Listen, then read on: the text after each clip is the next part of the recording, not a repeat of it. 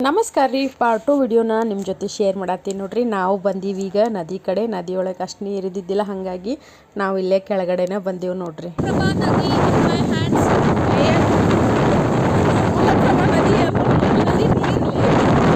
ನೀರು ಭಾಳ ಕಡಿಮೆ ಇತ್ತು ರೀ, ಹಾಗಾಗಿ ಗಾಡಿ ಒಳಗೆ ಬಂತಂದ್ರೆ ಕೆಳಗೆ ನದಿ ಕಡೆನೇ ಬಂತ್ರಿ. ನದಿ ದಂಡೆಗೆ ಗಾಡಿ ನಿಲ್ಲಿಸ್ಕೊಂಡು ನಾವು ಇಲ್ಲೇ ಮಸ್ತ್ ನಂಗೆ ಎಂಜಾಯ್ ಮಾಡತ್ತೀವಿ ನೋಡ್ರಿ. ಗಾಳಿನೂ ಮಸ್ತ್ ಇತ್ತು, ನೀರೂ ಇತ್ತು ನೀರು, ಆದ್ರೆ ಪ್ರತಿ ಸತಿ ಇರುವಷ್ಟೇ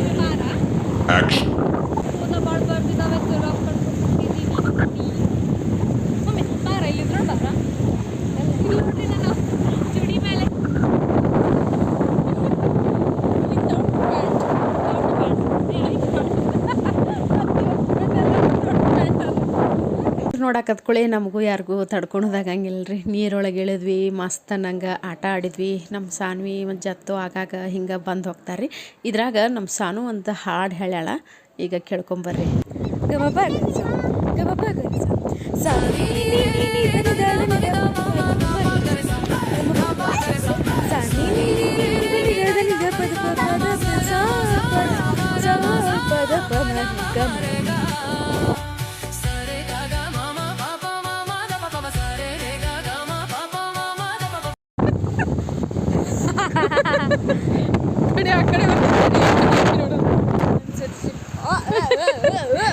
ಓದ್ತದ ನಾಟ ಬಂದಲ್ಲ, ಗಾಳಿ ಓದ್ತದ.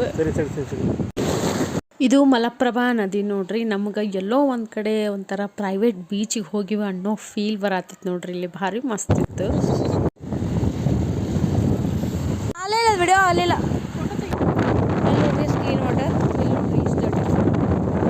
ಕಡೆನೂ ಈ ಥರ ಗಲೀಜಂತೂ ಇದ್ದಿದ್ದೆ ನೋಡ್ರಿ. ನನ್ನ ಮಗಳು ಇದನ್ನ ನೋಡಿ, ಮಮ್ಮಿ ನಾವು ಇದೇ ನೀರು ಕುಡಿತೀವನೋ ಅಂತಂದು ಕೇಳಕತ್ತಿದ್ಲು. ಪ್ಲೀಸ್ ಒಂದು ರಿಕ್ವೆಸ್ಟ್ ಏನಂತಂದ್ರೆ, ಯಾರೂ ಈ ರೀತಿ ಗಲೀಜು ಮಾಡಿ ಹೋಗ್ಬೇಡ್ರಿ. ಪ್ರಕೃತಿ ನಮಗೇನು ಕೊಡಾಕತ್ತೈತಿ, ನಾವು ವಾಪಸ್ ಏನು ಕೊಡಾಕತ್ತೀವಿ ನೀವೇ ನೋಡ್ರಿ.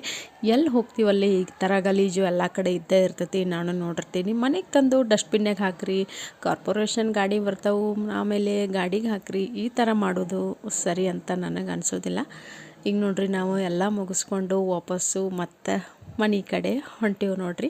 ಈ ಜರ್ನಿ ಹೆಂಗಿತ್ತು, ವಿಡಿಯೋ ಇಷ್ಟ ಆಗಿದ್ರೆ ಲೈಕ್, ಶೇರ್, ಕಮೆಂಟ್ ಮಾಡೋದನ್ನು ಮರಿಬೇಡ್ರಿ.